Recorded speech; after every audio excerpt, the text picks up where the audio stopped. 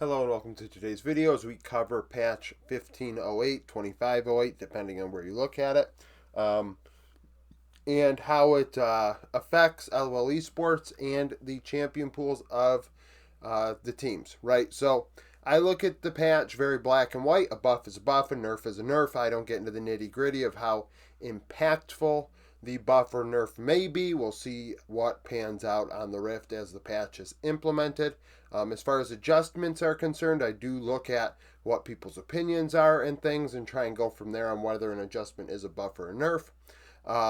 Now, beyond that, how do we determine whether a team was buffed or nerfed based on champion pools? Because everybody plays Renekton in top lane to some degree, but how do we determine who is buffed and who is nerfed? So, if a player has played a champion 1 out of 25 games the last 2 years plus, almost 2.5 years, it's considered a buff. And not everybody was buffed when it came to Renekton, but I would say 3/4 of the top laners were, because Renekton is a very comfortable pick that people picked for many years.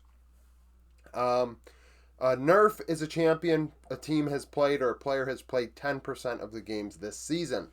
Therefore, Riot is saying, hey, we're going to get this champion out of the meta. We do not like seeing it so much, so let's nerf it. And therefore, that team has to make an adjustment, according to, whether they think that nerf is impactful or not. Now, on the board, we have 7 or 8 teams listed out of 60. The majority fell between +3 and net 0 on this patch. So these teams were the outliers. Now the most, happy team with this patch are MGN Vikings Esports of LCP. The Vietnamese team has every role with +1, and it is the only team with this. So in top lane, they've signed Hazmed. Hazmed, a former top laner with Saigon Buffalo and Vikings Esports prior, and is a big Renekton enjoyer. Kratos, who was playing with Vikings, actually doesn't play Renekton at all, really. So the Renekton buff is going to be interesting as they attack the Fearless Draft coming up this weekend as LCP returns to action. Brand Jungle. Guri plays a lot of Brand Jungle. You may say a lot of players played Brand 2 years ago.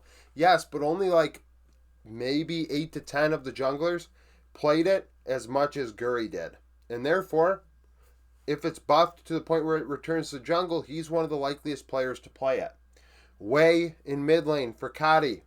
Not everybody played a lot of Wei. Kadi was one of them. A big Wei enjoyer, a very complicated champion. Zeri in the AD carry role, buffed for Shogun. The majority of AD carries playing a lot of Zeri. I will say this, any player...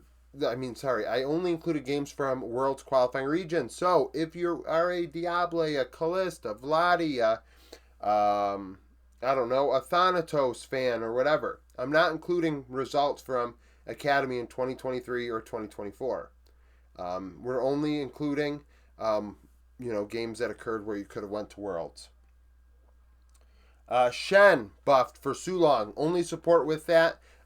He's a rookie, hasn't played a lot of games, but already played enough Shen to appear on this list. The only support that can claim that. A very fun pick. I enjoy watching it. I'm happy that it's been buffed again. +4, we have 100 Thieves of North America. Renekton being buffed for Sniper, Wei for Quid, as well as Zeri for Quid. So Wei mid and Zeri mid. This is a team that can flex it between mid and AD carry. FBI played a ton of Zeri in 2023, and who knows what's going to happen with that pick. DRX of the LCK playing a lot of Renekton, Wei, and Zeri as well. UCal and Teddy, big enjoyers of the champion. EDG of China, Renekton for ZDZ, Wei for Angel, Zeri for An, and then Blitzcrank for Wink, the support. Blitzcrank being a very big pick for Wink in 2023. Played it 9 times out of 60 games or something.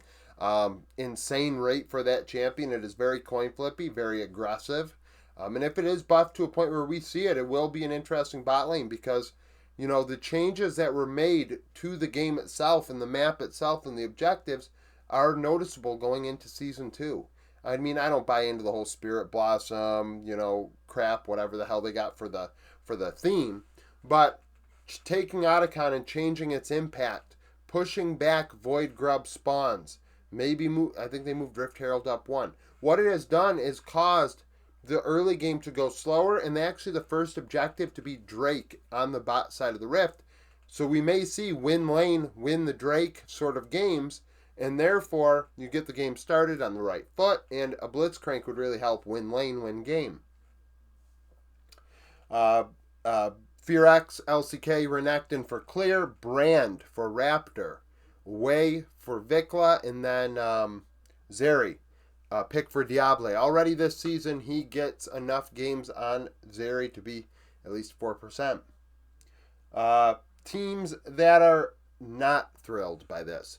Disguised of North America. Disguised. Actually, both of these teams needed a perfect patch, and it's not going in their favor so far.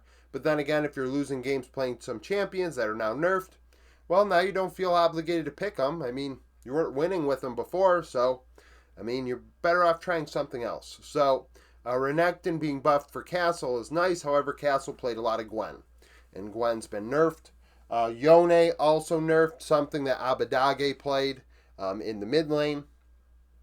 And then Fluxo, Renekton buffed. Hayden played Renekton. However, Wei also buffed for Fu. Then Hayden's Gwen is nerfed, and Fu's Ari and Yone are nerfed. Yes, Ari was nerfed on this patch as well. Adjustment, I think many people consider it a nerf to builds, etc. So definitely some things going on this patch. Will we see a change in the standings? I don't know, but this is a rule set change because it's not only champions as well. We're looking at deeper changes to the game and how it's played. You look at basketball. All of a sudden, they say, hey, we're moving the three-point line because we're tired of teams shooting threes and it being so easy. We're going to move it back.